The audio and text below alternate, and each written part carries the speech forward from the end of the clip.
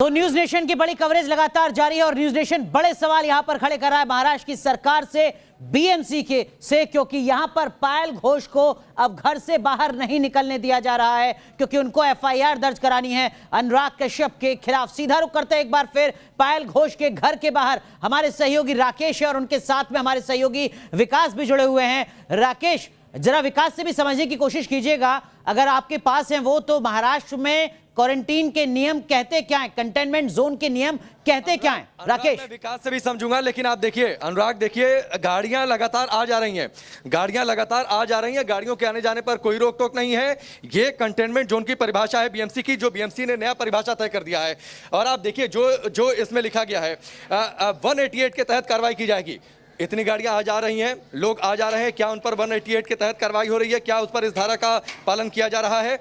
ये एक बड़ा सवाल है। और कुछ लोग जो गाड़ियां बाहर निकल रही थी उसमें ये कहा गया, कुछ गाड़ी वालों ने ये कहा कि वो एसेंशियल सर्विसेज से जुड़े हुए लोग हैं, लेकिन उनकी गाड़ियों पर स्टिकर दिखाई दे रहे थे। अभी जो गाड़ी गई है उसमें पीछे एक सीनियर सिटीजन बैठे हुए थे, वो संभवतः यहाँ के निवासी रहे होंगे। विकास, आप आइए हमारे साथ।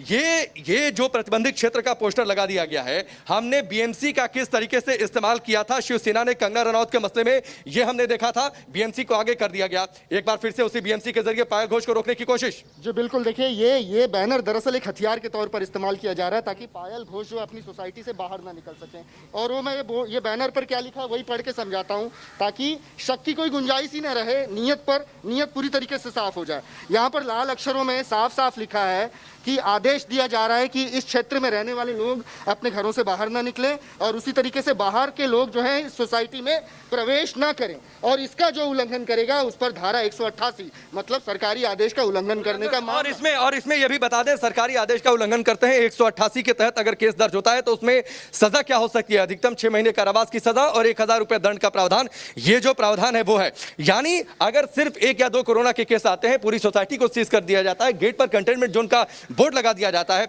विकास, आप पहले से यहां पर मौजूद हैं, आप बताइए कम से कम एक रफ आइडिया कितनी गाड़ियां अंदर आई और अंदर बाहर आई गई होंगी?